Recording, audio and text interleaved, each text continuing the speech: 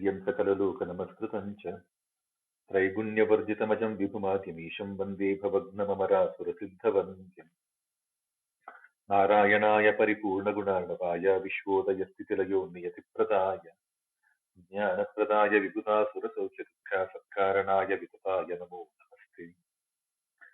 आसीदुदारगुणवारिधिरप्रमेय नारायणः परतरः परमात्म एकः संशान्तसंविधिलं जठरे निधाय लक्ष्मीभुजान्तरगतः परतोऽपि चाग्रे नारायणं नमस्कृत्य नरं चैव नरोत्तमं देवीं सरस्वतीं व्यासं ततो जयमुदीरये। महत्वाधारवत्वा च महाभारतमुच्यते निरुक्तमस्य यो वेद सर्वपापैः प्रमुच्यते यदिहासि तदन्यत्र यन्नेहास्ति न कुत्रचित् देवं नारायणं नत्वा सर्वदोषविवर्जितं परिपूर्णं गुरुंश्चागीतार्थं वक्ष्यामि लेशतः लक्ष्मीनारायणं नत्वा पूर्णभूतानपि कुर्महे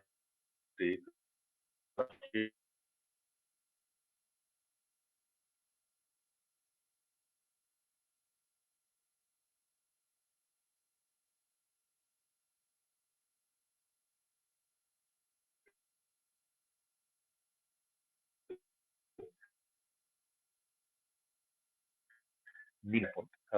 But sometimes it's not easy to do that. As much as we all try to say that this is the Pratipadartha, this is the actual meaning, we are all subconsciously we will end up bringing in some color. And wherever we are conscious of it, we are made aware of it, we try to pause and be a little more reflective.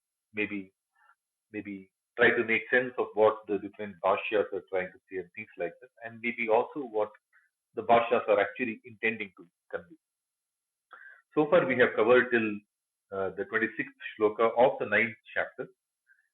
It reads like this: Patram pushpam phalam toyam yome bhaktya prayachati tadaham bhaktipahritam vashnami prayatatmanaha.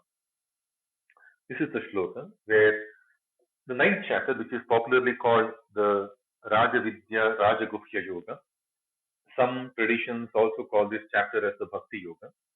The name of the chapters, we don't know the history of the Mahabharata. We really don't know whether the chapters were designed by Vedavyasa himself or whether the chapters were designed by Vaishampayana, because the most popular version of Mahabharata that we currently hold in the Sampradaya, in the heritage today, is Vaishampayana, because the Mahabharata was given away to 5 of the students of Vedavyasa, and one of the students is Vaishampayana. Shuka Maharshi, Sumantu, Jaimini, Pyala, Vaishampayana. So these are the different Maharshis who then furthered the spread of the knowledge. So the story that we have is Vaishampayana giving the Upadesha to Janamejaya. Now again, further, there is also a narration of that happening to Shaunaka through Sutta Puranika. Through Sutta Puranika is giving the. So there are multiple nested conversations within this Mahabharata. We don't know. We don't know who really broke them down into these various chapters that we have. So today we are in the 9th chapter of the Bhagavad-Gita, which is essentially the 32nd adhyaya of the Bhishma Parva. This is the 33rd, not 32nd, 33rd adhyaya of the Bhishma Parva. Now, Bhishma Parva predominantly has 3 sections. There is a Jambudvipa Vinirnaya Parva, Upaparva. There is a Bhumi Parva. And the 3rd Parva is the Bhagavad-Gita Parva. Now, Bhagavad-Gita Parva does not begin with Dharma Kshetra, Kurukshetra. Bhagavad-Gita Parva, Upaparva, within the Bhishma Parva, begins with Sanjaya dropping the news of Bhishmacharya falling down. So we really don't know who really gave these chapter breaks, the way we have them today, the way we follow them today. And we really don't know who gave these names. Like, this is called the Rajavidya Rajaguhya Yoga. The next one is called the Vibhuti Yoga. The previous one was called the Akshara Brahma Yoga. Are these names given by Vyasa? Most likely not. Are these names given by Vaishampayana? Could be. Or it could also be the names given by much later Sampradaya. And different Sampradayas call these chapters different. Like the 9th chapter, predominantly the most popular version that we all hold today, calls it the Rajavidya Rajaguhya Yoga. Some Sampradayas call it the Bhakti Yoga. These are the two popular, and then some people just call it as Raja Yoga.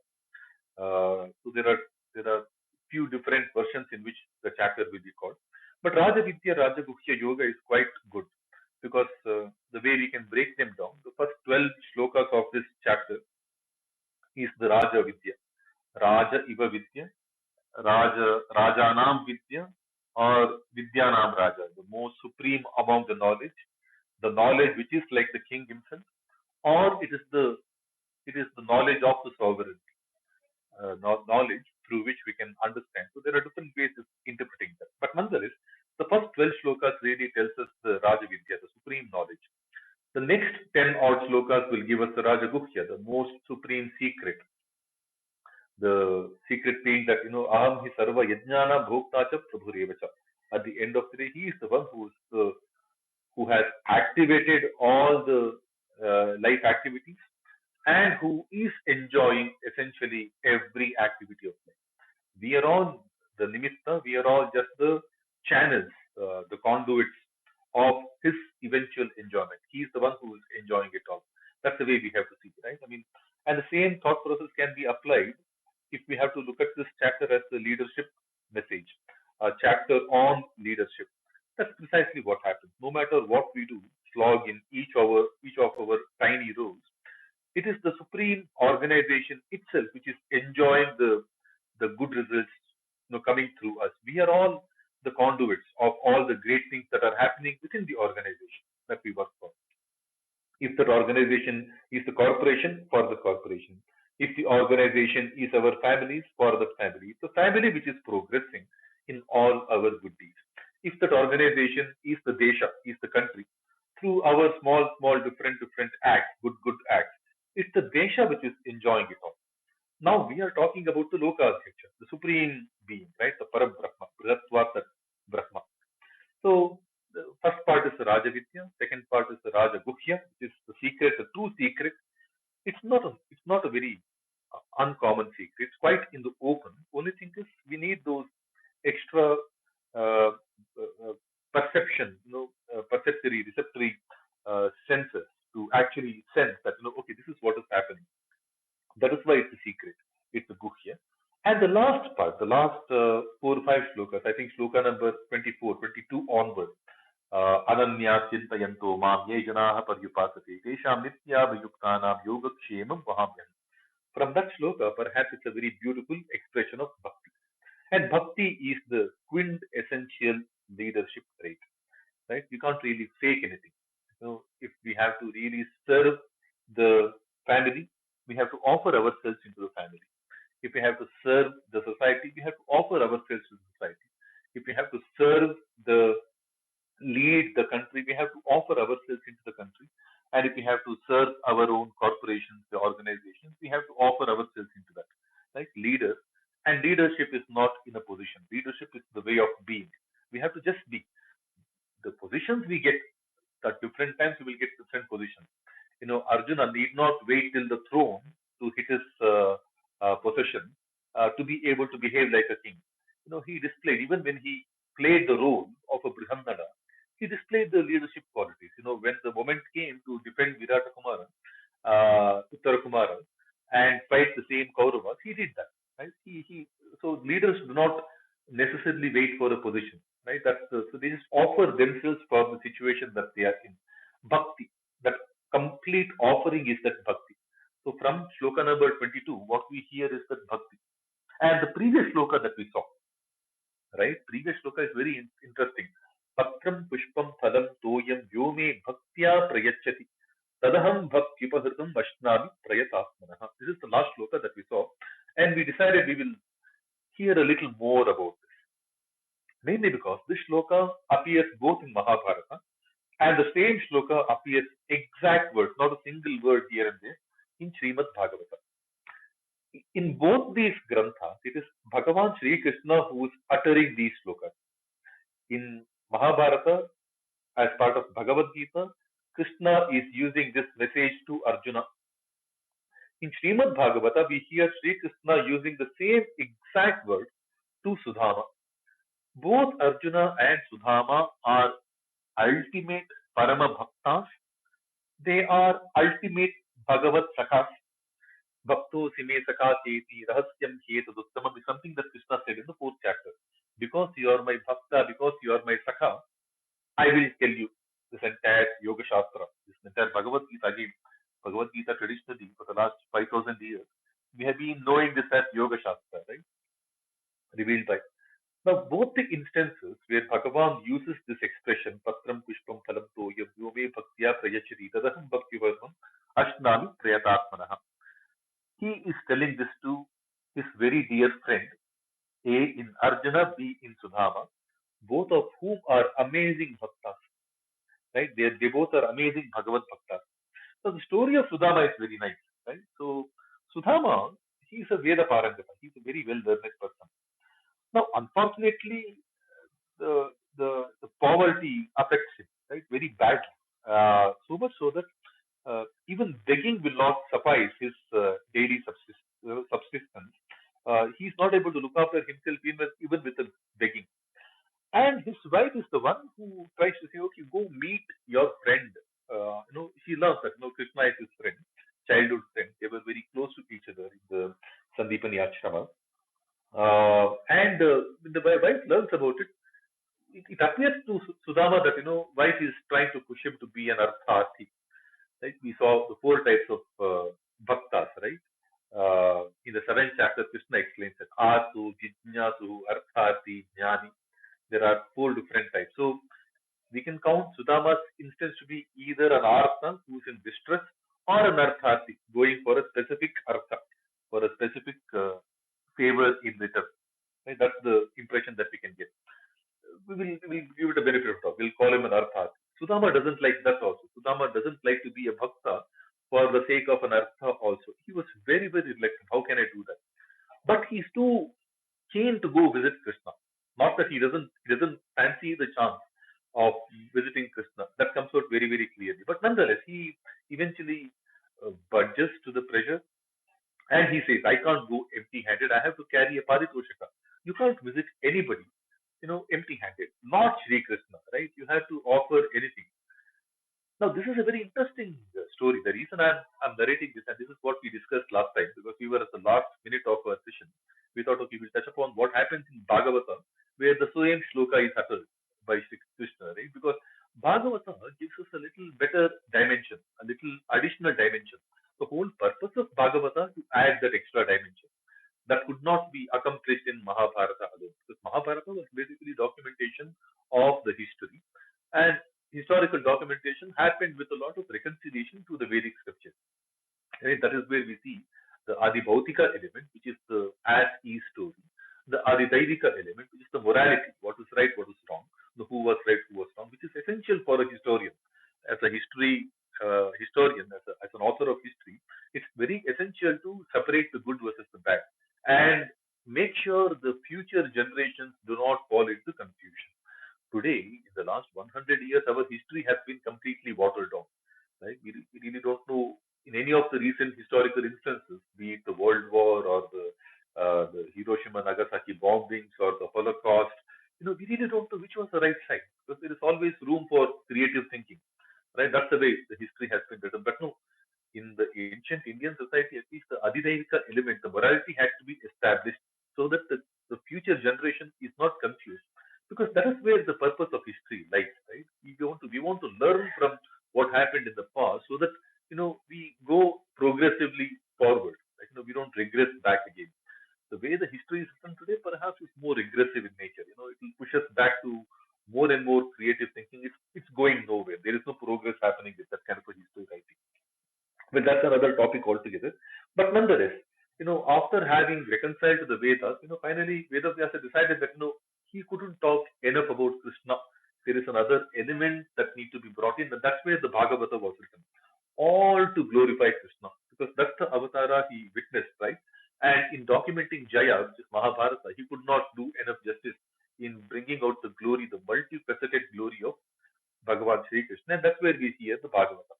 So Bhagavata has to be seen as as an augmentative text, along with Harivamsha, Bhagavata. Mahabharata is complete only when these two other augmentative text. Harivamsha is called the killer grantha. It's called the addendum to Mahabharata. Bhagavata is equally so because it gives a very different dimension. The dimension that we hear in Bhagavata, especially with the utterance of this particular shloka from Sri Krishna, is very good. Right? So A. Sudama does not go empty-handed. He carries something. That's what bhakti. Because in this shloka, he says that prayatasmanaha bhaktiya prayachat. Like an endeavoring bhakta and offers anything with the best of his ability. Bhaktiya prayachat is the best of his ability. Not that, when I'm capable of taking something else into the offering, I offer something less because of Krishna has said, even toyam is enough. That's a very bad thinking. And so uh, he doesn't have food to feed his own children, to feed his own wife, to feed himself. He gets little bit of poha from the neighboring house. And the neighbors are also fed up of giving, dana after time and again.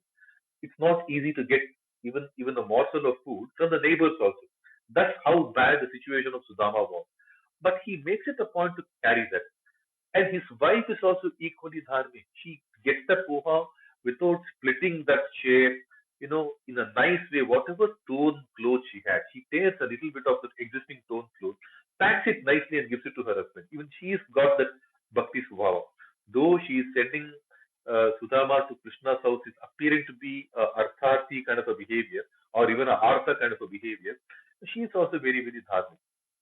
They go, he goes, he was very happy after a long, long walk. He goes to Dwarka and he drops the message that he's come to visit Sri Krishna at the, with the Dwarapalaka. And Krishna gets to hear that, and his Pitambara, he doesn't even get it right. He runs to meet Sudama. Gives him all the Padapaniyas and things like that, all the Upachara that he does, makes him sit on the throne only. He directly goes, makes him sit on the throne, and Rukmini comes. She comes with that, very well bejeweled kind of a fan, the hand fan. She's also doing Upchara to that. Very dear friend of Krishna, right? They were all students together. They studied for a long time in Sandipani Ashrama. And at that time, Krishna realizes he's got a paritoshika. That's when he asks, Kimupayana Manitam. What have you brought in? Brahman, hey Brahmana, me, for me. Bhavata Grihat, from your house. Kimupayana Manitam, Brahman me Bhavata Grihat. Anuapi Apahitam Bhaktaihi. Premna Bhuryeva me bhave. Anu api, even if it is little bit, okay, Upahritam Bhaktaihi, if it is brought in through bhakti, okay, prema, with a lot of love. Bhuryaiva meva ved. It will become big only for me. Don't have any sankocha. Don't have any modesty. Show what you have brought in. You have brought in something nice for me too. But instead, bhuryati, even if it is a big thing, bhuryati abhaktaha aparitam. If it is brought in without proper bhakti, name toshaya kalpate. It will not add any santosha to me. Toshi. It will not bring in any happiness to me. Very nicely, Krishna also puts in. And immediately thereafter, he says this one. Patram pushpam phalam toyam yome bhaktya prayati he sudama. Tadaham bhaktya upahritam ashnami. I will only eat it. See, from a leader, and we tend to see this shloka as a leadership thing also, right? Now, for Arjuna, it's very important. See, when we look into again, this is my visualization. Patra is the two leaf, right? Two leaf, dala, tulsi dala. We say tulsi dala is extremely sacred. Bilva patra, tulsi dala. These are all, when we offer tulsi dala, bilva patra, it's very important. We offer two leaves at a time. Two leaves. When we offer our chanting also, we say Krishna Krishna, Rama Rama, because it's two leaves. Patra, pushpa. We offer various flowers also during the puja.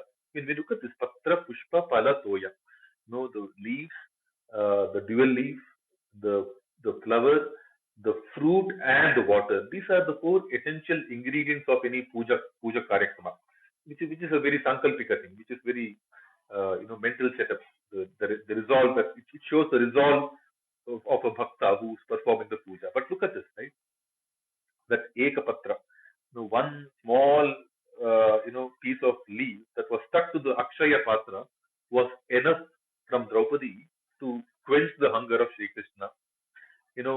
That one pushpa that Gajendra gave, when eventually Nakra Vadana, when the crocodile mouth had completely dragged Gajendra into, the only thing that Gajendra could offer was the flower from the same pond. Right? He offered that Om Namo Bhagavate Tasmai Yata Ekachidatmakaya, Purushayadi Bijaya, Pareshaya Chadhimahi. When he says that, the only thing that Gajendra could offer Bhagavan Vishnu was one flower. Phala. Shabari was offering phala. So when you look at this, right, there are many instances in the Purana which talk about, how Bhagavan can be completely pleased with any one of these. We don't even need much. Any one of these is okay. But look at the way the four things also play out, right? The two leaves give rise to the flower. In any plant, when we see the flowering that happens, the flowering happens in between two leaves, two branched out leaves. So, two leaves, patra gives rise to pushpa. Pushpa gives rise to pollination and the phala. The fruit comes through the flowering.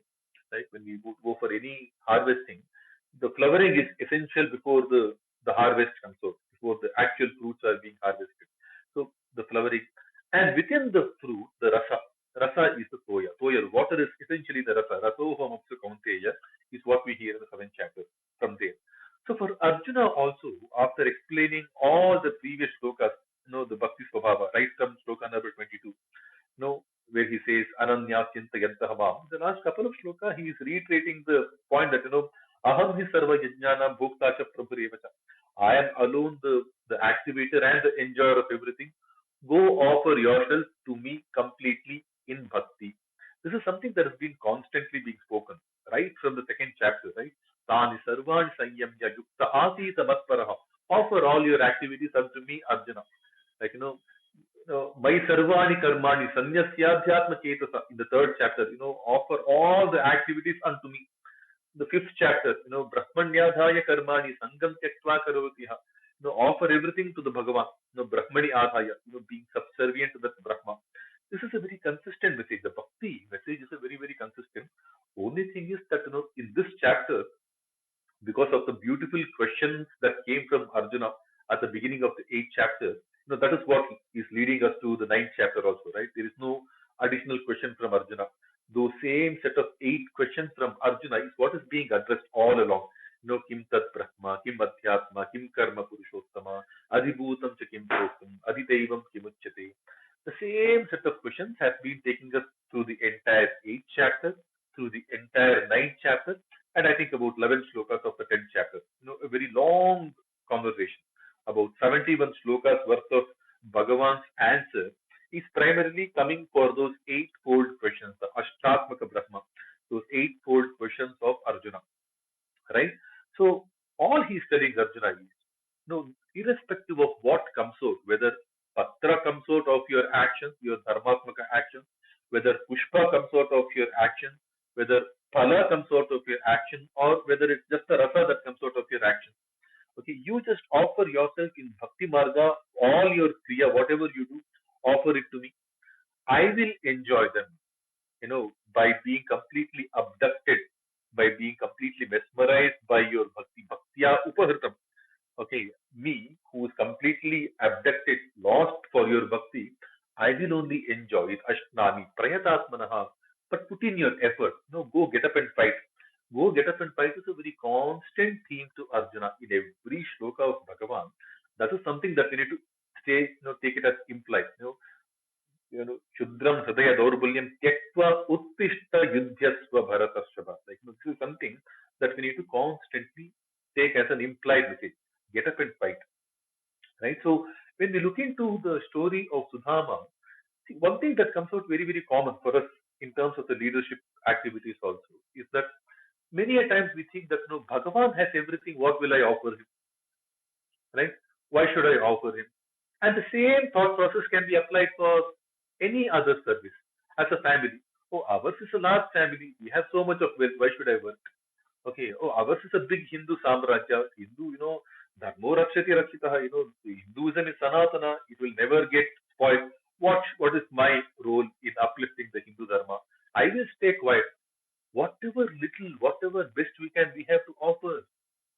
right? Ours is a very big nation. What will I offer to this country? It has already got everything. You can't say that.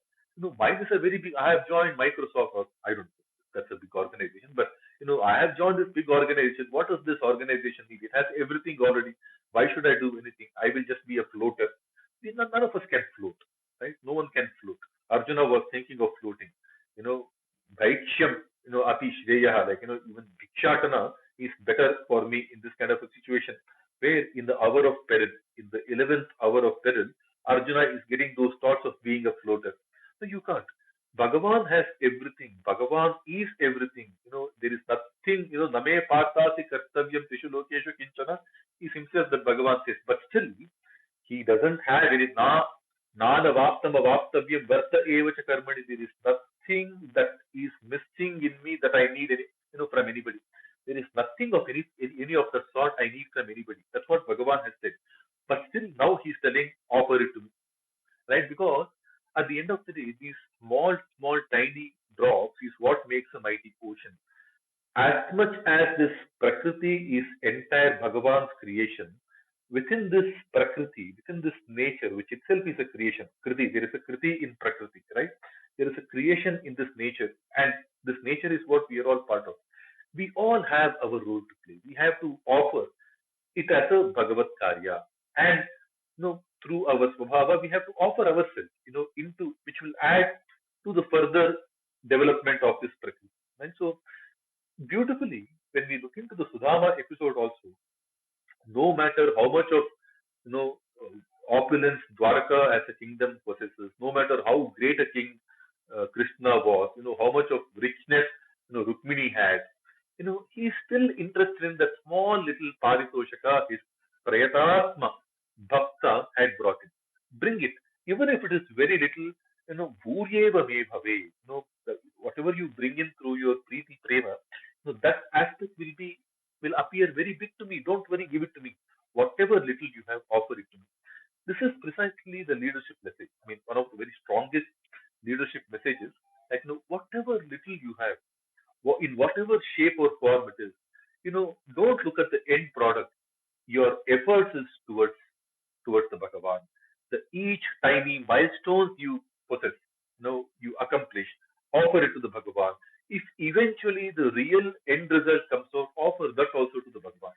So right from the effort to the various milestones to the intermittent successes to the end achievement, everything has to be offered into the Bhagavan. That perhaps is the Patra, Pushpa, Thala, Toya. Patra is the initial effort. Pushpa is the interim milestone. Phala is the intermediary success factor, and Toya, the eventual rasa. Even after the fruit comes out, the real essence will take some time. The real ripening will take some time. Right? So offer everything unto me, O Bhakta, O Sakha. That's precisely what we get to hear when we know that this shloka has been used both for Krishna, by Krishna to both Arjuna as well as to Sudhama. Right? So I thought I will quickly touch upon that aspect. We'll go to the next shloka, which is what we get when you click on the link given by Shraddhaji under the room title. Shraddhaji has shared a link under the room title. A quite useful website developed by Dr. Sampadananda for the Aurobindo group. But we will see. We will try to make sense in our own way using this website. It's a very beautiful website. You click on the link, we will be taken to shloka number 27. We will look at as many shlokas as possible for the next 1 hour at 9:30 India time, which is exactly an hour down the line. We will keep the room open for Q&A. In the meanwhile, if somebody has anything to add, please do come up on stage. We would love to have you here. But we can have more discussions at 9:30. Till 9:30, let us cover as many shlokas as possible. Hari. The shloka number 27 reads like this. Yat karoshi yadashnasi yajjuhoshi dadasi yat yat tapasyasi kaunteya tat kurushva madarpanam. Yat karoshi yadashnasi yajjuhoshi dadasi yat yat tapasyasi kaunteya tat kurushva madarpanam. We scroll down a little bit on the page, we see something called Padacheda. Padacheda is split of the words. Yat karoshi, yat ashnasi, yat juhoshi dadasi yat. Yat tapasyati kaunteya tat kurushva mat arpanam. Mat arpanam becomes madarpanam. That's one sandhi, right? Now, when we unjumble these words, because typically in a shloka, the words can be jumbled to give it a certain melodic pattern, right? The chandas. But when we unjumble these words, we get the anvaya. Anvaya gives us the proper prose order. So the section just above the padacheda is the anvaya. It says, Hey Kaunteya, yat karoshi, yat ashnasi, yat juhoshi, yat dadasi, yat tapasyati cha, tat mat arpanam kurushva. Tat mat arpanam kurushva. What does that mean? We click on a link called dictionary on the top. Hey Kaunteya, hey Kunti Putra, hey son of Kunti, hey Arjuna. So again, whenever Kunti Putra comes, Kaunteya comes, Partha, Kaunteya, these are extremely cousin type of feeling that Krishna gets, very dearly feeling, right? Because Kunti is the connection for Arjuna, to Krishna. It's a maternal relationship, right? So, hey Kaunteya, hey dear friend, hey Kunti Putra, hey dear cousin Kunti Putra, Arjuna. Yat karoshi, whatever you do. Yat ashnasi, whatever you enjoy, whatever you consume. Yat juhoshi, whatever you. Now, juhoshi is sacrifice. Juhoshi is also burn in the oven. Whatever you digest, like juhomi swaha. We say after eating the food, for that to get properly digested, we say juhomi swaha. So juho is basically the burn in the sacrificial pot, and that's what we call it, the sacrifice. Whatever you sacrifice or whatever you eat and whatever you digest, we can say that whatever you do, whatever you consume, whatever you digest, and whatever you give away, yet dadasi, whatever you give, whatever you donate, dadasi is donate. Yet tapasasi, whatever you strive for. Tapasya is austerity, right? Endeavor, hardship. There's a lot of hardship in it. There's a lot of endeavor in it. There's a lot of relentless work in it. Tapasya. Tat mat arpanam kurushva. No, offer that to me. Make it an offering unto me. Right? That's the meaning. Yat karoshi, yat ashnati, yat juhoshi, dadasi yat. See, karoshi is basically you do whatever you do. Yat karoshi. Whatever you do, you also consume it. Ashnati is basically a little bit, can be understood to be the jnana. You consume what from all the things that we do, whatever we consume is basically the jnana, our understanding of it. And from the various understandings, we digest very little. Digest is basically develop deeper understanding and also add back to the society and things like that.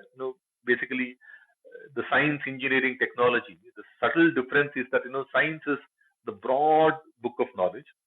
Within that, engineering is what can give the applied science is engineering, right? What can give us some models and things like that.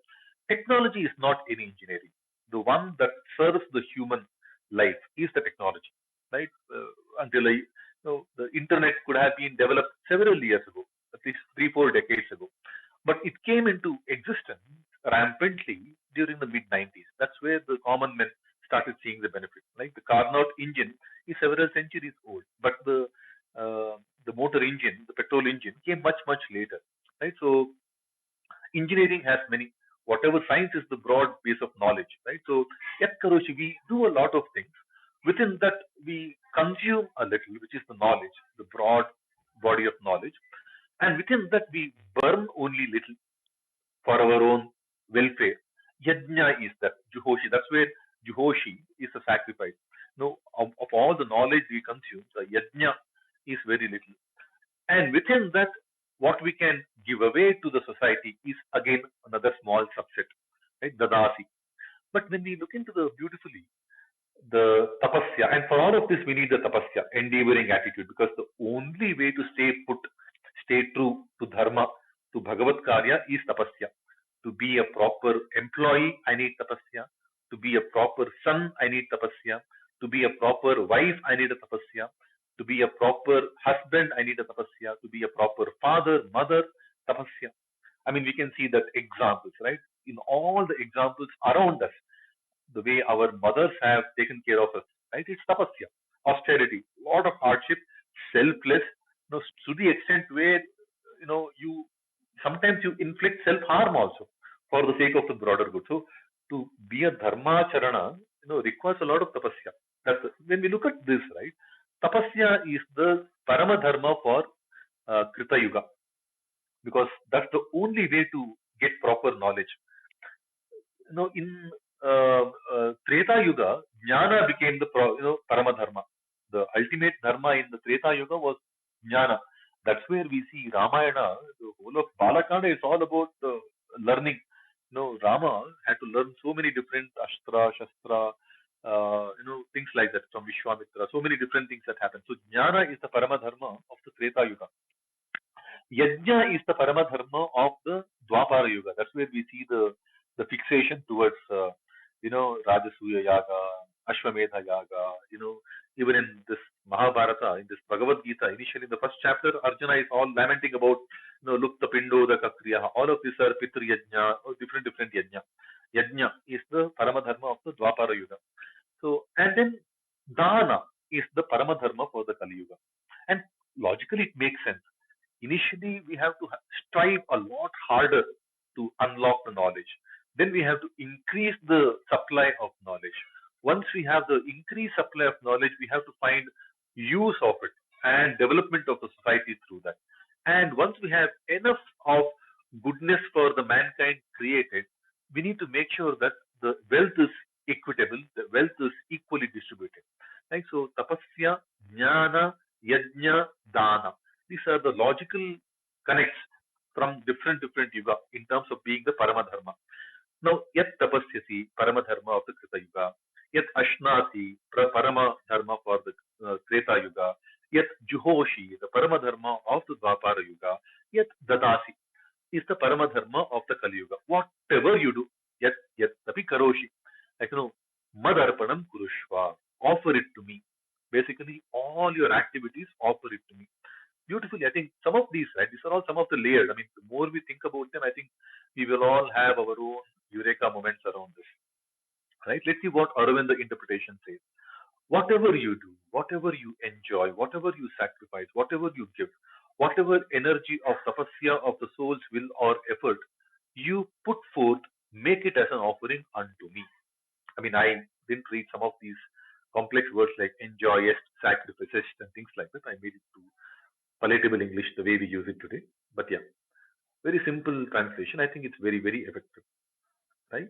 Needless to say, if somebody wants to jump in and add some discerning points, please do so. Yes, The Paul. word kurushva is very really nice here. It's the Atmanev Rupa, right? Like in Kannada ನಾವು ಮಾಡ್ಕೋ ಅಂತ ಹೇಳ್ಕೊತೀವಲ್ಲ, like that. That's very nice here. It fits very well. Could you explain that bit? Atmanepadi is let's do, like Jayamudi Raye, let's do. Let's offer everything to me. He says Yeah, that, like a lot of times, Atmanepadi. see that difference is a madko means when he says kurusva, he And is saying Maduva. that do it you, but Let's correct. चलो जो भी करना है चलो मेरी तरफ करे. Something like that. Atmanepadi. Very beautiful. So very nice. Like, he takes him along. Very nice, Subhashi. Thank you very much.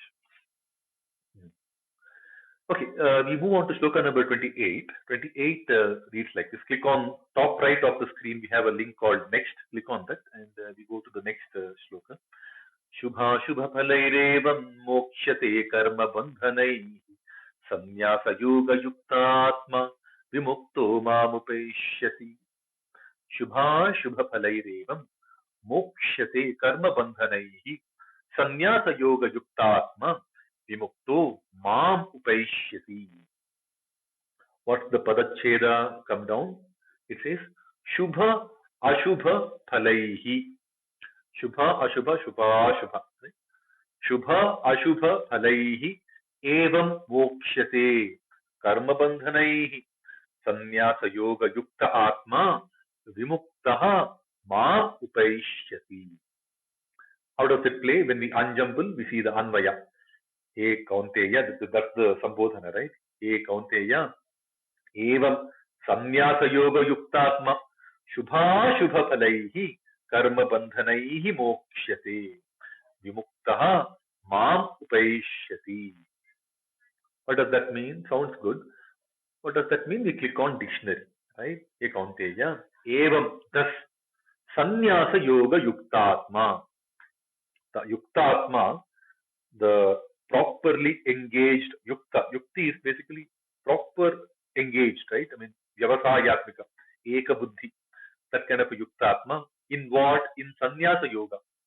You know, sannyasa yoga, I think we have spoken enough about this during the course of the 5th chapter. It is proper karma yoga, nishkama karma yoga, where the fruits of the actions are given up. कायेन मनसा बुद्ध्या केवलैरिन्द्रियैरपि योगिनः कर्म कुर्वन्ति संगम त्यक्त्वा आत्मशुद्धये. Right? The basic point of karma yoga in the sannyasa sankalpa is that atma shuddhi, not mind. Why do we do, right? So atma shuddhaye. Kayena manasa buddhya. We only offer our kaya, manasa, buddhi and offer but no expectation. Okay. Not that, whatever fruit comes out, it is given up, it is abandoned. No, we take the fruit. But we don't hold any entitlement. I got the lottery, I got a lottery, I purchased a lottery. Good. If the money comes out, I will enjoy. Yeah, I might even construct a house. But I will not plan my EMI based on the lottery. Right? That's a sannyasa yoga. So, evam, thus, sannyasa yoga yuktatma, that person who is constantly engaged in that kind of a sannyasa yukta yoga. That sannyasa yukta, nishkama yoga, karma yoga. Shubha ashubha phalaihi karma bandhanaihi. The karma bandhana that is formed because of the concept of the Shubha Ashubha. The karma bandhana that is formed due to the conundrum of these extremities of Shubha Ashubha. The phala, which is good and bad. When you start counting the results, because Arjuna started, right? The entire Bhagavad-Gita, at the beginning he says, Nachaitad vidmaha kataranno gareyo yadva jayema yadivano jayeyu. He's already counting. I really don't know what is good now, Krishna, whether to win this war or get, won over by them. I really don't know. Don't count the results. You have to do your duty, which is get up and fight and, protect your team. Like that's exactly what you have to do. So don't count what is the Shubha Phala, Ashubha Phala, Lukta Pundo, the Kriyaha, Adharma Bhibhavat Krishna, Pradushyanti Kulastriyaha. Don't count all this Shubha, Ashubha Phala. Like, because once you start counting the Shubha, Ashubha Phala, that will lead, to the Karma Bandhana. Don't have that. Thus, if you go with a Nishkama Karma, without any expectation, in a proper sannyasa yoga yuktatma state, mokshati, you will be liberated from the karma bandhana formed because of this counting of shubha ashubha pala. So shubha shubha palaihi karma bandhanaihi mokshate. You will be liberated from the karma bandhana which is coming from the thought of good and bad results. Now this is very important, right? Wherever we hear moksha in Bhagavad-Gita, right, it is always about Shubha, Ashubha. In somewhere in the middle of 4th chapter, he says that, Kim karma kima karmeti kavayopyatra mohitaha tatte karma pravakshyami yajnatva mokshate ashubhat. The lesson I'm going to tell you now, teach you now, you learn that you will be liberated from Ashubha, the thought of Ashubhatva, what is good, what is bad. Because whenever we talk about Ashubhat Mokshate, it's Mukti from Shubhat also, from Shubhatva. There is nothing called Shubha and Ashubha. You just focus on your results. You just focus on your effort, not on the results. Sorry, I made a mistake, right? Even at the beginning of this 9th chapter, he uses something similarly. Idam tate guhyatamam pravakshyami anasuyave jnanam vijnana sahitam yajnatva mokshate ashubhat. You will be freed from the thought of ashubhatva, The first shloka of the ninth chapter begins with that. Now he's explaining it little further. Shubha Ashubha Palaihi Karma Bandhanaihi Mokshati. This thought of Shubha Ashubha Pala is a Karma Bandhana in itself. From that you will be liberated if you are a Sannyasa Yoga Yuktatma. And thus Vimukta, and thus the one who is Mukta, one who is Visheshataha Mukta, one who becomes completely free, Mam Upeshyati, will attain me. If you become Mukta like this, then you will attain me, O Arjuna. Upeshyati is the Madhyama Purusha. He is attaining to the second person, right? To Arjuna. Hey Arjuna, you will attain me. Thus, if you stay Sannyasa Yoga Yuktatma, you will be freed from that conundrum of what is Shubhapala, Ashubhapala, and that kind of a Karma Bandhana being completely gone away from you, you will attain me. Very beautifully. This is the importance of Bhakti. And in wherever we have to display leadership skills, this is exactly what we need. Give up the attachment over the result. Whether I display leadership in my house or in my society, in my country, in my organization, in my salaried organization, in my non-profit organization. Leadership is the state of being. Sannyasa Yoga Yuktatma. Right? Let's see what Aurobindo interpretation says. Thus shall you be liberated from the good and evil results, or the worry about the good and the evil results, which constitute the bonds of action, karma bandhana, which is a binding, which has a binding nature in itself. With your soul in union with the divine through renunciation, sannyasa yoga yuktatma, you shall become free and attain me. Vimuktaha mam uparishyasi. Right? That's the quick translation. It's a very beautiful, simplistic translation given here in this website. This is a very beautiful website. It's got different sections which are of quite good use for our study. But as much as is the case with any translation of Bhagavad-Gita, every translation of Bhagavad-Gita will possess some color, including the translation I am trying to say. We are all trying to put together as a group. When we come together also, there will be bias. And we will remain with bias. And that's why, it's an endless Ganga. We can keep on drawing more and more and more and keep on getting, Shuddha, Parishuddha, Mukta, from that, Gita, Kinchidadhita, Ganga Jalalava Kanika Pita. Like, we can keep on drinking more and more, drawing more and more, never ending this. Right? There is more to be done on the study of Gita. So let's see what sloka number 29 says. We move on to the next link. And in the meanwhile, needless to say, if anybody has to add something, please do add. And if anybody among the audience want to come up on stage, please do ping for the mic access. We would love to have you here. Okay, with that, we move on to shloka number 29. Says, Samoham sarva bhuteshu na me dveshyosi na priyah ye bhajanti tu mam bhaktya mayite teshu chapyaham. Samoham sarvabhuteshu name dveshyosti na priyah ye bhajanti tu mam bhaktya mayite teshu chapyaham. Right? What does the Padacheda say? Samaha aham, samoham. Basically two sandhis there. Samaha aham becomes samo aham and samo aham becomes samoham. So there is first the Visarga Guna sandhi. The second is the Purva Rupa sandhi. There are two sandhis there. Samoham sarvabhuteshu name dveshyah asti dveshyoti. Similarly, there are two sandhis there. Dveshyah asti dveshyoti na priyaha. Ye bhajanti tu mam bhaktya maite teshu cha api aham. Cha api chapi. Chapi aham chapyaham. There are two sandhis there. Savarna dirgha and yana sandhi. Cha api chapi savarna dirgha sandhi. Api aham apyaham yana sandhi. There are four sandhis, right? Totally in this shloka. Let's see what the unjumbled words give us as Anvaya.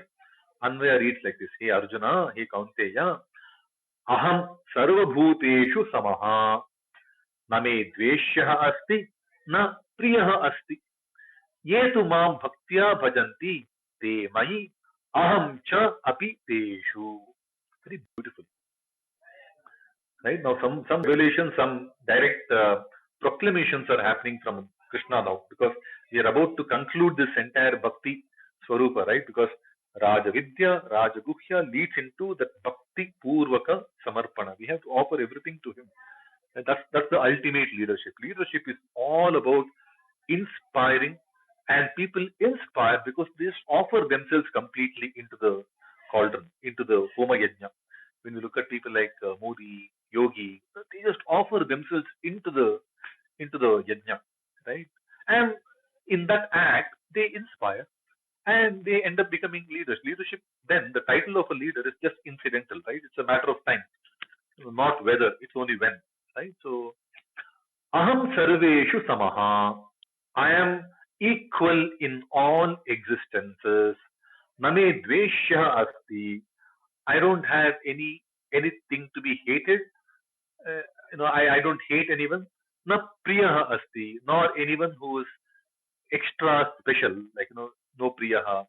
Ye tu maam bhaktya bhajanti, the ones, but two is yet, right? Or but, or indeed, like, two is a extra qualified. But ye maam bhaktya bhajanti, but those who offer themselves completely to me, like bhajati is bhajana, vibhajana. Vibhajana is basically divide. I cut my small piece and offer into the yajna, right? So bhajana, as much as it is taking the cymbals and the dolaks and then keeping singing like, Jaya Radha Madhava, we can do that. That's also bhakti, right? That's not the only form of bhakti and bhajana. Bhakti bhajana is offering ourselves in the thought. Brahmanyadhaya karmani, Brahmaksharam, Brahmahavihi, Brahmagno, Brahmanahutam. When we, Brahmagna vapare yajnam, yajne nevo pajuhvati. Offer everything as a Bhagavad Karya and offer it for the sake of the big picture. Brahma is also Brihatvat Brahma, right? Big picture is Brahma. So offering everything for that bhakti is bhajana, bhakti. Ye ma bhaktya bhajanti, but the ones who offer themselves completely out of full devotion, they mahi, they are in me. Aham cha apiteshu, I am also in them. At the face of it, it's very nice, and I think it's very consistent to what Krishna has been speaking, right? Basically, sarvatra samadarshana, ikshate yoga yuktatma, sarvatra samadarshana, nirdosham hi samam brahma. He is sama in everyone. That Brahma, that Priya, that Parama Brahma is aham sarveshu bhuteshu samaha. This has been consistent, and then he also says that, Mayite teshu chapi, like, I am in them, they are also in me. Sarva bhutastamatmanam, sarva bhutani chatmani, like, the one who sees me in everyone and everyone in me. Okay, he is the real yogi, right? He is already in everyone and everyone is already in him. Then why is he telling this specially, Yomi Bhaktya? In this, perhaps the meaning that we need to drive is the one who offers himself in complete devotion for the Brihat Brahma Karya. Mayite Teshu Chapyaham should be understood as they are obviously in me. They are in my path, which means they have acquired the Brahma Bhava, Bhagavad Bhava, the Bhagavad Swarupa. More importantly, Aham Chapi Teshu can mean that, Bhagavan takes shelter in such people. Bhagavan takes ashraya in such people, which means Bhagavan takes special position in such people. Now, that is important because, see, in every society, we see that there are certain people that are perceived to be extremely influential. Now, Bhagavad Adhina being in somebody means that, they can draw miracles, they can drive miracles, they can get things done. They have some special power to get things done. And there is a perceived set of people that are around us, right? From small thing like the tap breaks down in the bathroom. I have a go-to person for that. I have some bounce checks that are happening.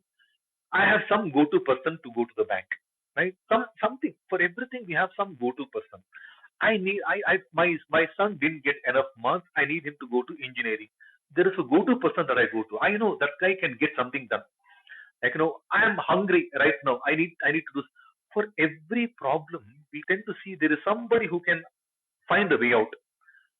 Finding way out itself is Bhagavad Karya, right? There are influential people who can get things done. There are influential people who can get the damaged road repaired in my locality.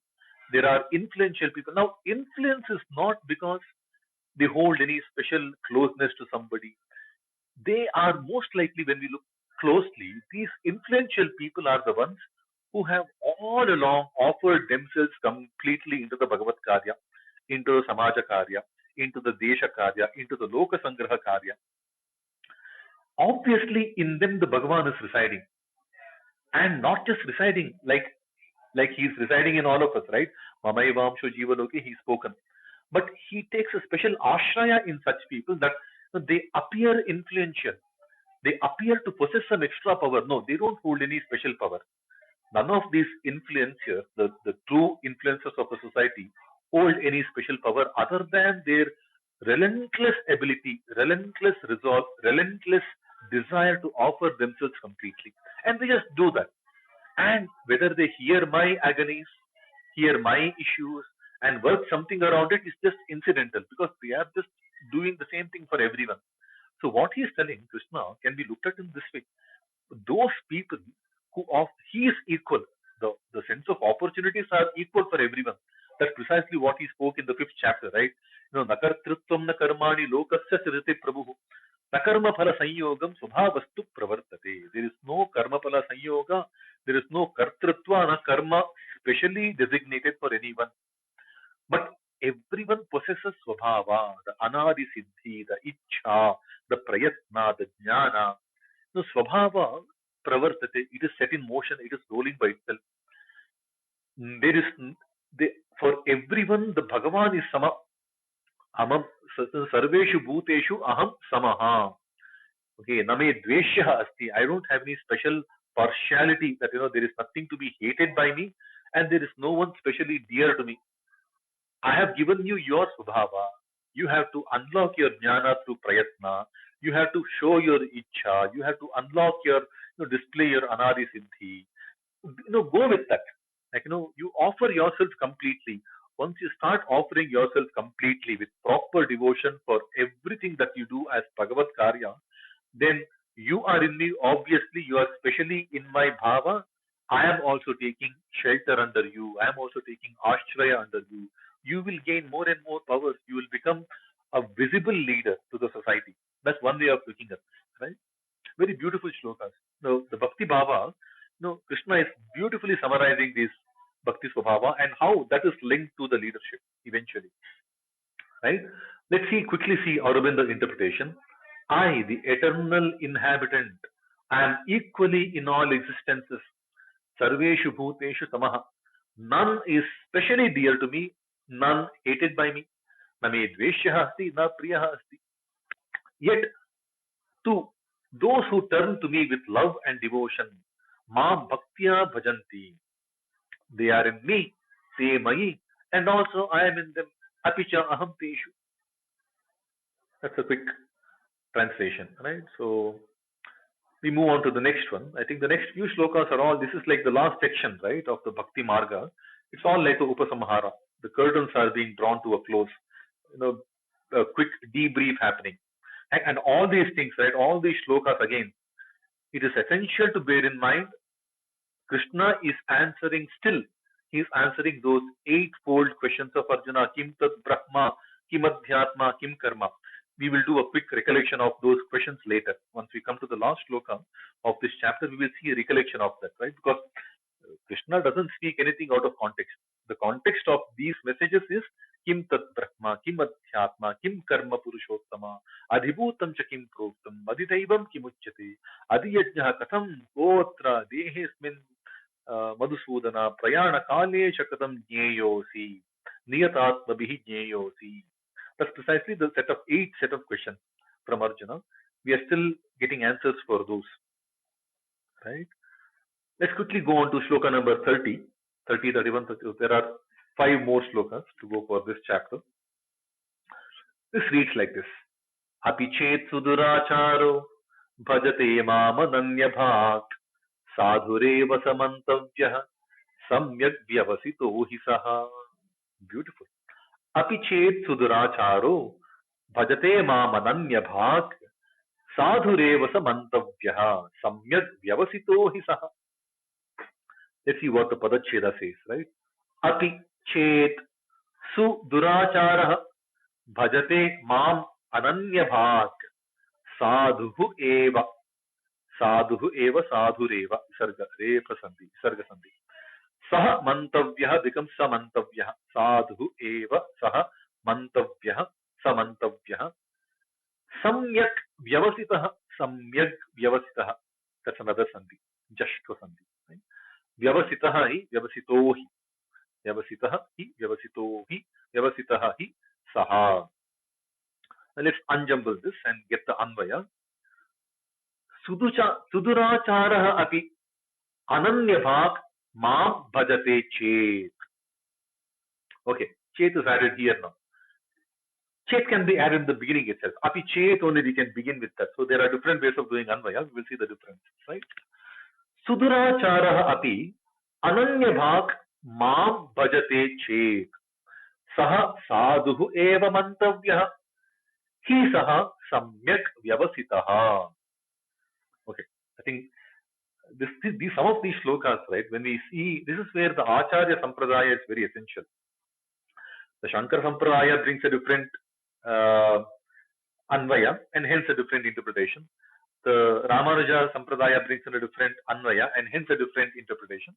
And the Madhva, Acharya Madhva Sampradaya brings in a different Anvaya and hence a different interpretation. I think we can see the flavors of each, right? But beautiful. It's a very beautiful shloka. Let's see, let's go by, I think Aurobindo is predominantly Shankara influence, right? Shankara school influence. It's the Advaita school. So we can see pretty much what Shankara Bhashya, confirming kind of a translation.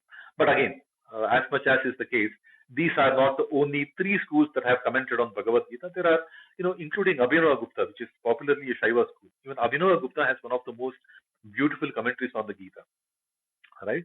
But nonetheless, we will see what Aurobindo website says in terms of the meaning. Suduracharah api, a man of very evil conduct also. Ananyabhak mam bhajate, with a soul and entire love worships me alone. Chet, if saha, he sadhuhu eva mantavyaha. He has to be understood to be a sadhu, a saint only.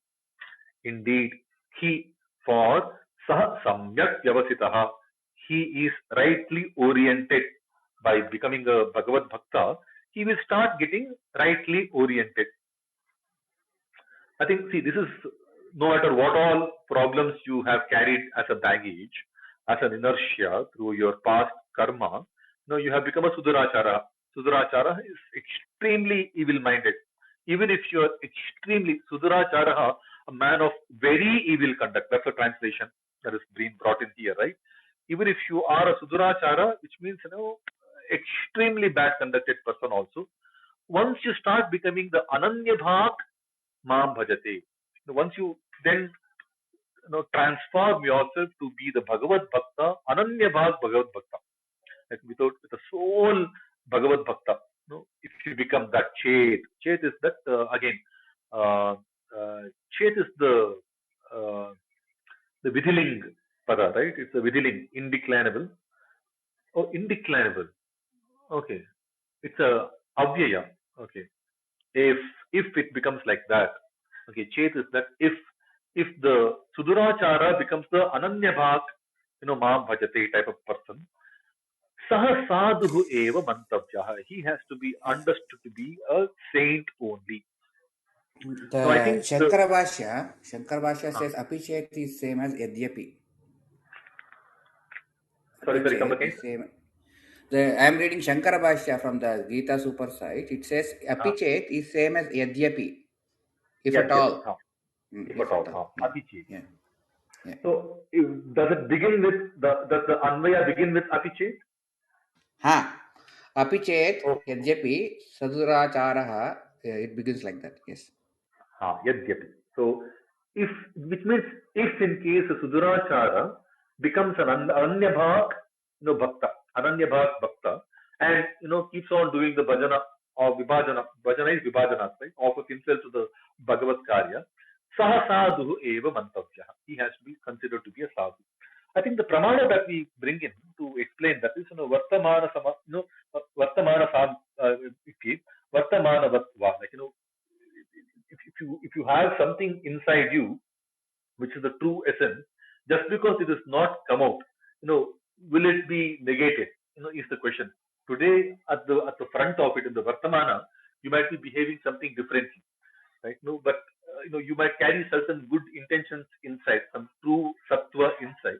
It will take time to manifest. Once it starts manifesting, you have to consider that person to be good itself, right? So that's the, like, there are stories. The Ramakrishna parable, there is a story of a person called Girisha.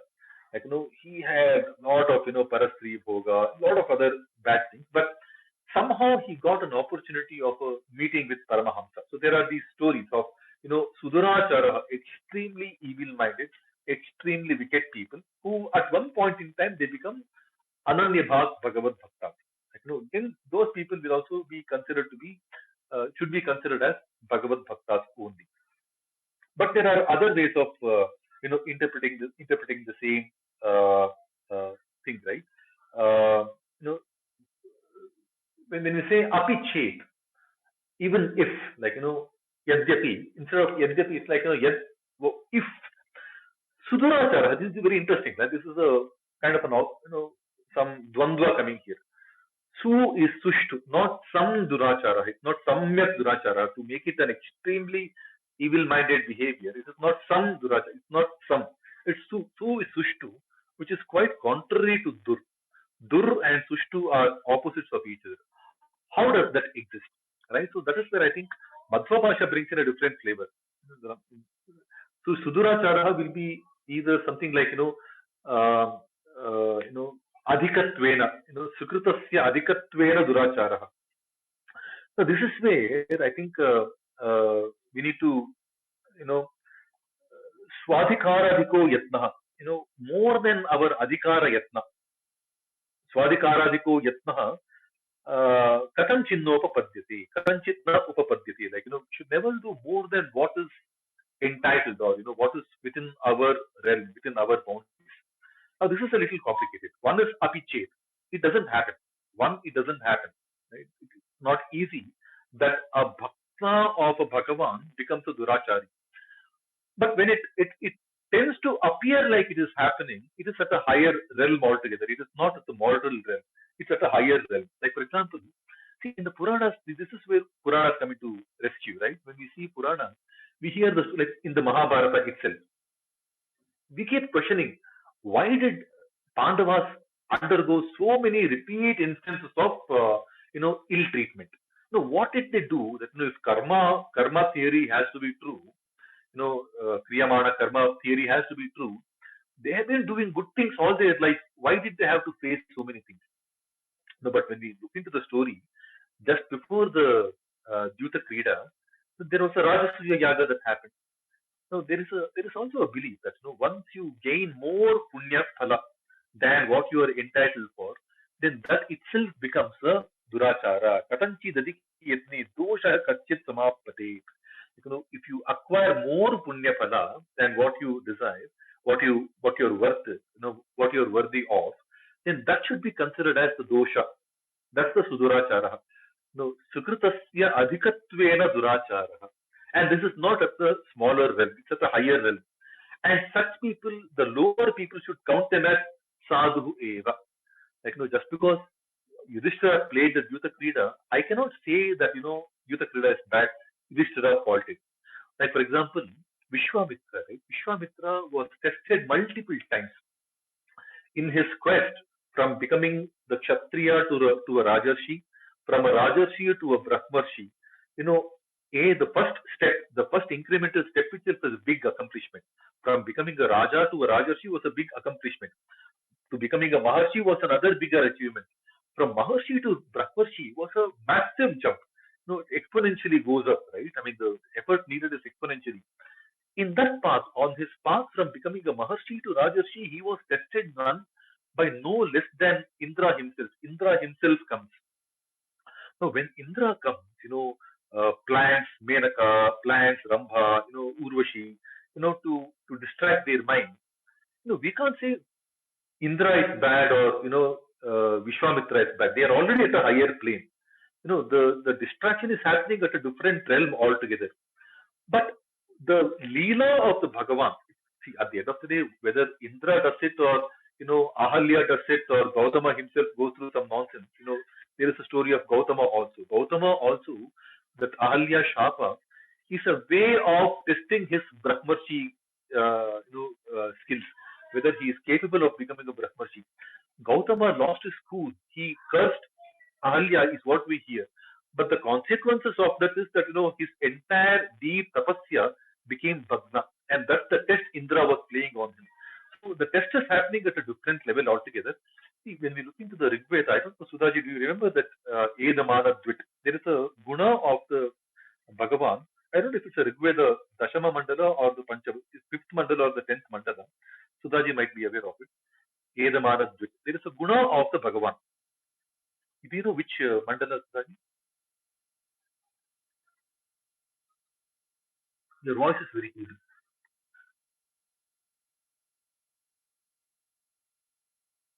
Okay. Okay. In Rigveda, one of either fifth or the 10th mandala, this rig comes. There is a rig called the Edamana Dvit rig. Okay. Basically, the guna, Edamana is adhikatvamana, adhikatva punya that you acquire. Dvit is clip. Bhagavan clips somebody's adhikamana, whatever somebody acquires more than what he gets.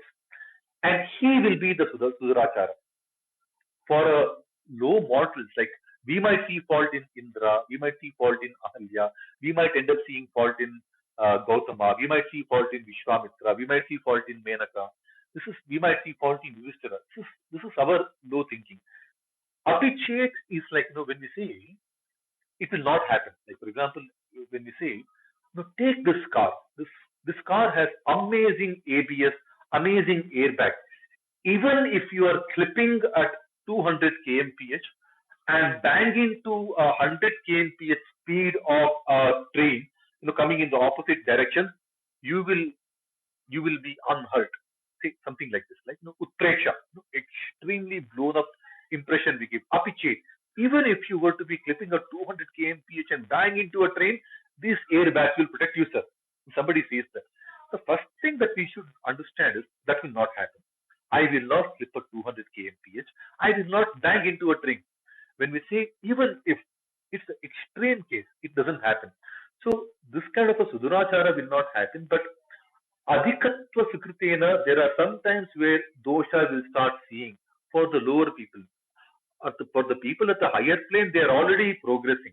Because Yudhishthira, while losing the Dyuta Krida, he was 2 steps away from Swargarohana. Okay, when Menaka came to Vishwamitra, he was 2 steps away from becoming the Brahmarshi. After that, only 2 more incidents happened before he became a Brahmarshi. Same was the case for Gautama, right? That Ahalya Shapa, it was only 2 steps behind, 2 steps before he was given the Brahma Padavi. Those are extremely important cases. But even in our world, right, even in our day-to-day world, we will start seeing fault with people who have accomplished a lot. Okay, if they are in the Bhagavad Karya, sadhu eva saha mantavjah, we have to count them as good people. Somewhere, they have been tested at a different plane altogether, for a different objective altogether, for a different destiny altogether. None of us get Jivan Mukti at one go. Jivan Mukti cannot happen immediately, right? There are incremental steps that we need to conquer. And the guna of the Bhagavan also comes. Like, he is the one who does that Edamana Dvit. He clips that adhikatva more than one's entitlement, more than one's worth. If somebody acquires something, he clip it. At that time, it looks like a dosha. But if they are in the path of the Bhagavad Karya, they have to be considered to be sadhu eva. Now, this is very relevant for Arjuna's situation right now. Arjuna is already a bhakta, already a saka. Because this declaration came from Krishna in the fourth chapter itself, right? Bhakto sime saka cheti rahasyam chiyetaduttamam. Like, I will tell you. He's already. Now, will he be doing more adhikatva? No. Patram pushpam phalam toyam. Whatever comes, yaskaroshi, yadashnasi, yajjuhoshi, whatever you have to offer it to me. in that offering of everything to me, samoham, ye bhajanti swam mam bhaktya, maite teshu chapiham, even in that kind of a situation, api chet, yadyapi, even if that's sukritasya adhikatvena durachara bhavi, like, if you end up becoming, appearing like a durachara, we have to consider that person to be sadhu eva. You don't have to bother about it. You have already experienced the consequences of such a sudurachara. With your excessive phala from the Rajasuya yaga, you were clipped off once. You were sent into the exile by making you lose the Dyuta Krida twice. The Dyuta Krida didn't happen once. Yudhishthira lost the Dyuta Krida twice. It's the second time where they were banished into the forest, right? Now, even if that kind of a thing happens, don't bother. Sadhu eva samantavyaha samyak saha vyavasitaha. He is vyavasitaha. A very beautiful word, right? See, from the 22nd sloka, we are seeing a kind of a debrief happening to whatever little we heard in the second chapter. In the second chapter, he says, niryoga kshema atmavan bhava. In the ninth chapter, in sloka number 22, he says, ahameva yoga kshema vahami.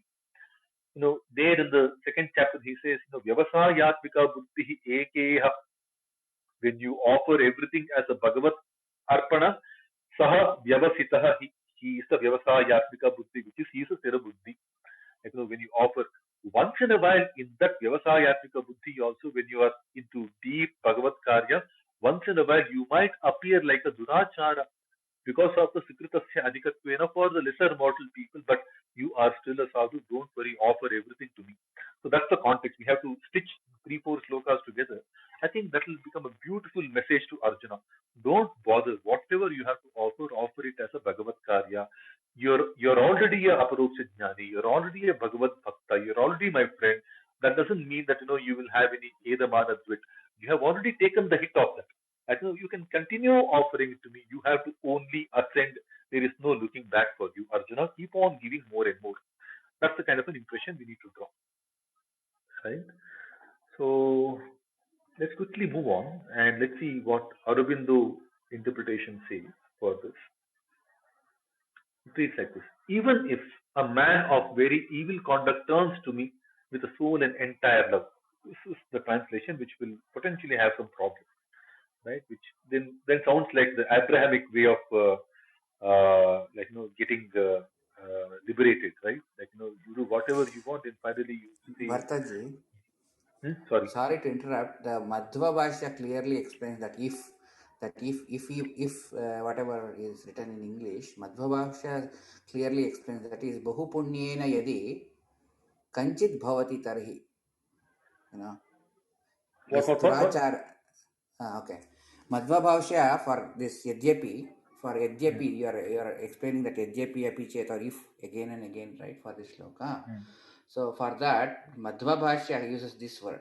Yadi bahupunyena yadi bahupunyena yadi bahupunyena yadi katachit It begins with na kata bhavatyeva. kat, No, na bhavatyeva bhavatyeva. prayastadbhaktah Doesn't bhavatyeva. happen. It starts It like doesn't have that. bhavatyeva prayasah Na tadbhaktah. bhavatyeva. So Madhva is Na praya bhavatyeva. He doesn't become like that. But yes. durachara tathapi bahupunyena yadyapi bhavati. So that's the Edamana Dvit. So that's the guna of the Bhagavan, Edamana Dvit.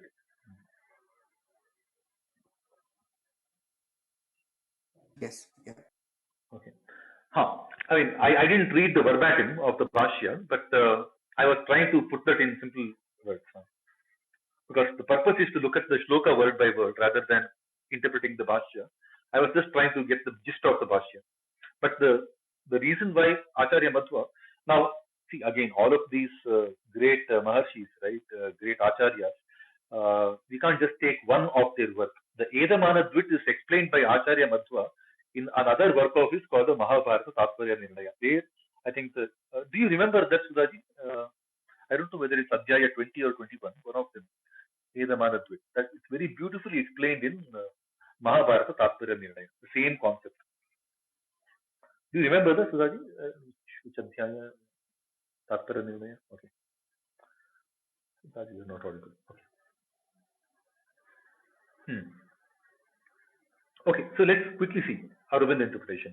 Even if a man of very evil conduct turns to me with a soul and entire love, he must be regarded as a saint, for the settled will of endeavor in him is a right and complete will. This is confusing. Okay. Okay, so basically, even if which is Hindi, not a likely event. Hindi, I think Hindi is much clearer. Hindi interpretation of Aurobindo is much clearer than English. Sure. I didn't hear that properly, Subhashi. I said the Hindi interpretation is very clear than the English Ah, one. Hindi is very beautiful. यदि बहुत दुराचारी मनुष्य भी एकमात्र ah. और पूर्ण प्रेम के साथ मेरे भक्ति करता है तो उसे साधु की मानना चाहिए तो उसे साधु ही मानना चाहिए. This interpretation is जो nice. यथार्थ व्यवसाय वाला है उसके सुनिश्चित इच्छा और प्रयास ठीक और पूर्ण है. Super, very nice. So that's the first interpretation. But I think, see, one thing is that ninth chapter has uh, we have we have transcended a lot of paths in the Bhagavad-Gita. Bhagavad-Gita, as much as we have to study, we have to also internalize a little bit of this, right?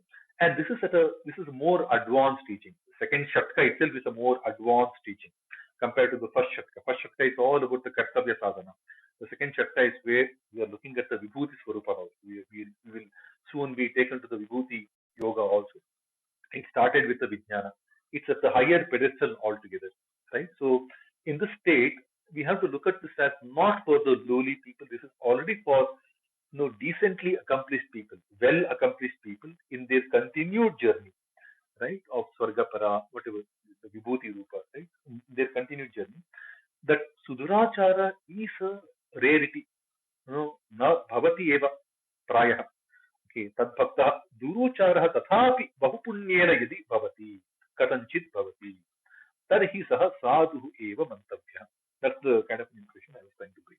I think that's a very important uh, distinction to draw here. It's very unlikely that a Bhagavad Bhakta will become apichet, which is almost like na bhavatyeva. Okay, shloka number 31. It reads like this. क्षिप्रं भवति धर्मात्मा शश्वच्छान्तिं निगच्छति कौन्तेय प्रतिजानीहि न मे भक्तः प्रणश्यति. क्षिप्रं भवति धर्मात्मा शश्वच्छान्तिं निगच्छति कौन्तेय प्रतिजानीहि न मे भक्तः प्रणश्यति. Very beautiful. The padacheda क्षिप्रं भवति धर्मात्मा शश्वत शांतिम निगच्छति. शश्वत शांतिम शश्वत शांतिम शुत्व संधि. शश्वत शांतिम निगच्छति कौन्तेय प्रतिजानीहि न मे भक्तः प्रणश्यति. No more sandhis. Let's see the anvaya, the prose order, right? Saha क्षिप्रम धर्मात्मा भवति. Saha is the suduracharah api sadhu. One who's satatam kirtayantoma, the one who's like, always in the eka bhakti, like, shubha shubha palairevam, sannyasa yoga yuktatma, that kind of a person. All that we heard about the Parama Bhakta, saha, that person, chipram dharmatma bhavati. Even if they has become, sukritasya adhikatvena suduracharah, or he has become, he was a sudurachara earlier and then now he's become ananya bhak bhakta. सह क्षिप्रं धर्मात्मा भवति शाश्वत शांतिं निगच्छति हे कौन्तेय प्रतिजानीहि मे भक्तः न प्रणश्यति. What does that mean? Please click on the dictionary. Saha, he is that person. Suduracharah, now ananya bhak bhakta. Kshipram dharmatma bhavati. Very swiftly, quickly, dharmatma he becomes. Okay, dharmatma is the soul of righteousness. Shashwat Shantim Nigachiti. Shashwat is the Shashwata. Shanti, peace. The eternal peace he will obtain. Nigachati, he will get into. Hey Kaunteya, hey Kunti Putra, again, repeated Sambodhana. of Kaunteya, because he's talking to a Sakha Bhakta, right? Very dear cousin of his. Pratijanihi, this is like declaration, proclamation. Pratijanihi, I declare, please declare unto yourself, know it for certainty. So he's putting a rubber, this Pratijanihi is like a pratigna. Hey, Kaunteya, no, promise, like, take a promise it, like, he who loves me, me bhaktaha, my bhakta, na pranashyati. Nashyati is destroyed, perishes. Pranashyati, there is no prakasha. This pra is the prakasha, right? Prakashanat pra. Prakashanena nashyati. There is no way my bhakta can be pushed into oblivion. Something like that, right? Prakashanat nashyati. Very similar, right? I mean, you know, Yomam Pashyati Sarvatra, Sarvancha Mayi Pashyati, the proper bhakta, in the sixth chapter itself, in the first shatka, we hear the same messages. Tasyaham na pranashyami, sachame na pranashyati. He will not get lost in me, I will not get lost in him. Something like that. My bhakta will never be lost in the horizon. He will never be lost in the oblivion. He will never be relegated to the oblivion. Something like that. Prakarshanath nachati, not just perish.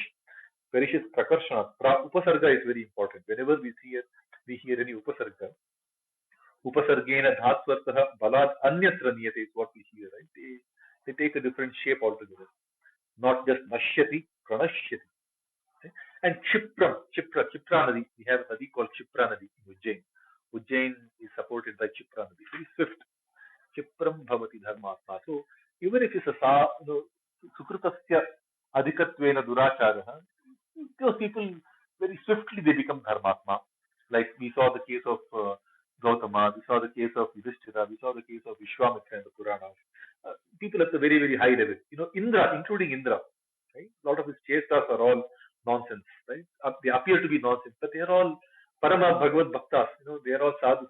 And even with going by the Shankara Bhashya, if Sudurachara then becomes the Vaishnava, then becomes the Bhagavad Bhakta, then offers himself into him, those such people, when they are in the right marga, then they swiftly become dharmatma. They attain the absolute, eternal, everlasting. Shashwata is basically everlasting. Shashwata, we call it. Right? He attains he gains everlasting shanti. And shanti is that shanatva, right? Absolute, tranquil, stoicness of the Atma. Right? Hey, Kaunteya, please know that I declare unto you, or please declare it yourself, that my bhakta will never get lost. He will never be relegated to the oblivion. This is again leadership. Offer yourself as a Bhagavad Karya in everything. Don't aim for leadership as a position or a place to acquire or a promotion to gain or things like that. A leader is a leader right from the day one of his office, the day one as a Karyakarta, the day one as a child in the society, day one as a new employee in the organization.